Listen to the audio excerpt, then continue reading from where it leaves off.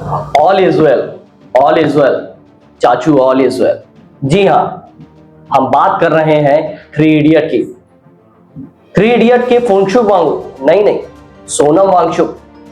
Sonam Wangchuk is not feeling all is well. तो चलिए शुरू करते हैं।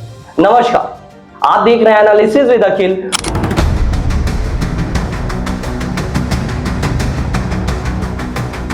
आज बात उस शख्स की जो किताबों में नहीं असली जमीन पर बदलाव लाने में यकीन रखता है। सोनम वांगचुक, एक नाम जो कभी थ्री इडियट के फुनसुक वांगडू की प्रेरणा के तौर पर जाना गया, आज जेल की सलाखों के पीछे है। वो व्यक्ति जिसने लद्दाख के रेगिस्तानी इलाकों में पानी जमा करने के लिए आइस स्तूप जैसा विज्ञान रचा, जिसने शिक्षा को रटने से हटाकर असली जिंदगी से जोड़ने के लिए सेकमोल जैसी क्रांति शुरू की, वही आज राष्ट्रीय सुरक्षा के लिए खतरा कहकर हिरासत में है।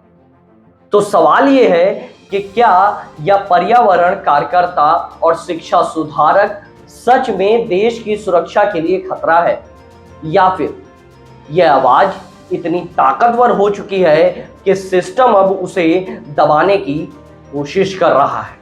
सवाल उठना लाजमी है।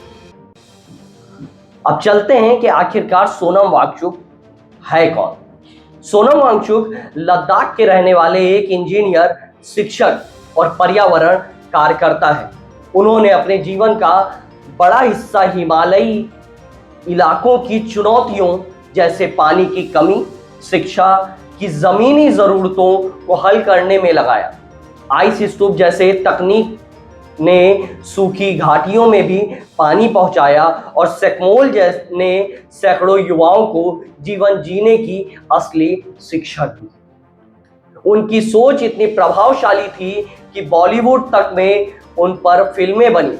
लेकिन इन सब उपलब्धियों के बावजूद आज वही व्यक्ति जेल में है। क्यों?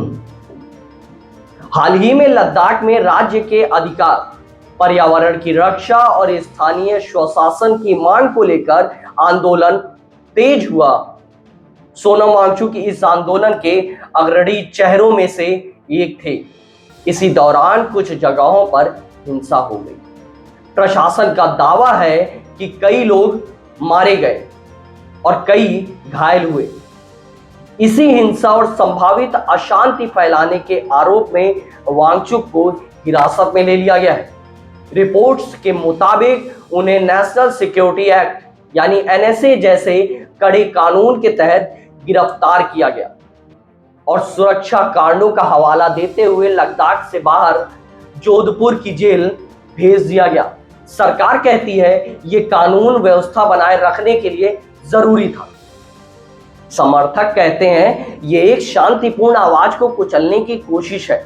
सच क्या है ये तय करना शायद अभी भी जल्दी होगा, लेकिन सवाल जरूर उठता है, क्या एक कार्यकर्ता को सिर्फ इसलिए जेल भेजना ठीक है क्योंकि वो सवाल पूछ रहा है?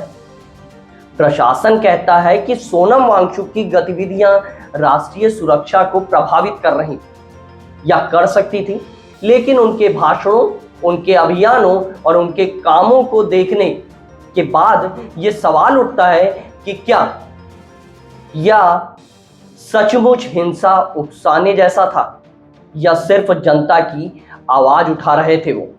यहाँ एक और पेचीदगी है। एनएसए जैसे कानून में अक्सर यह तय करना मुश्किल हो जाता है कि गिरफ्तारी सबूतों के बिना पर हुई है या सिर्फ आशंका के बिना पर। और यही लोकतंत्र में चिंता का विषय भी है।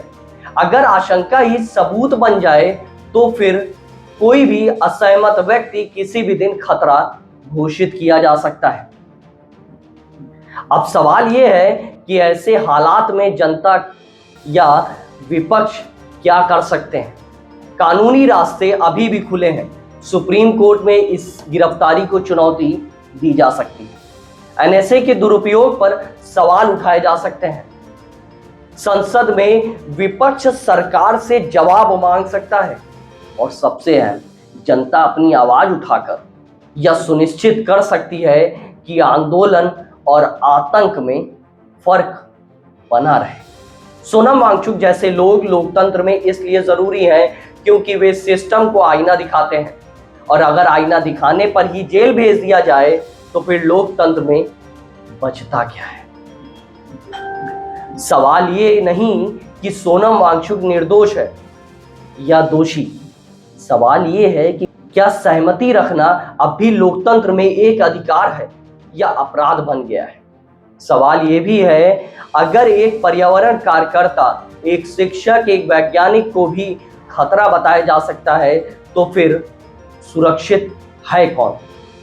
सोचिए, समझिए और सवाल पूछना मत छोड़िए। मैं हूं अखिल और अगले एपिसोड में फिर मिलेंगे एक और सच्चाई के साथ, जहां बातें होंगी साफ, ठोस और तथ्यों पर आधारित। तब तक के लिए नमस्कार।